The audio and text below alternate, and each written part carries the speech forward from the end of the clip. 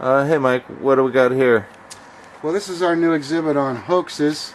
We touch on a couple of the Patterson-Gimlin hoaxes. First was the rumor that John Chambers made the costume for the film.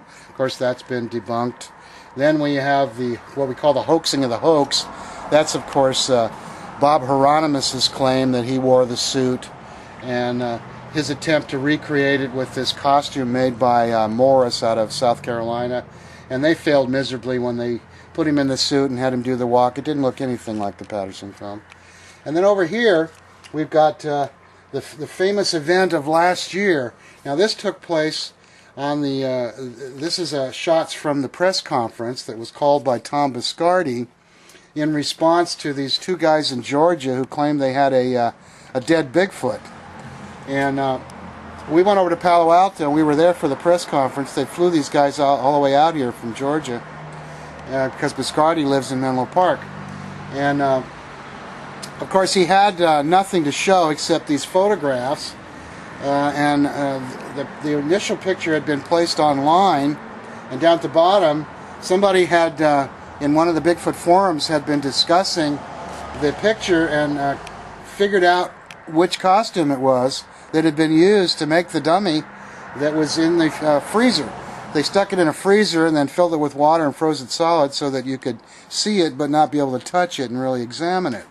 And of course, Tom Biscardi, in his infinite wisdom, he took it all hook, line, and sinker, and then called this huge press conference, and they're calling August 15th of 2008 Bigfoot Friday amongst news media and so forth, because that was the biggest news story of the day. I mean, it went international, and there were cameramen there from all over the world and newsmen, and it was just incredible to watch this deputy sheriff go up on the podium and tell a flagrant lie and claim he had a Bigfoot.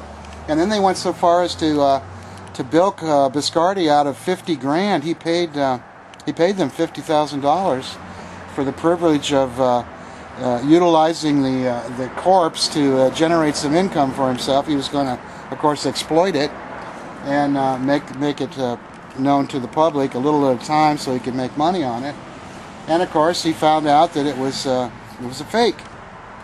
And there's all kinds of rumors about how much Biscardi knew about the fake and how soon he knew that it was a fake and all of this kind of thing. And I'm not going to speak to that issue, but the point is that Biscardi is supposed to be the world's greatest authority on Bigfoot. That's how that's what he calls himself on his website. And I mean, after a horrible mistake like that, you'd think that he'd be have a little less bravado, a little less braggadocio at this point in time.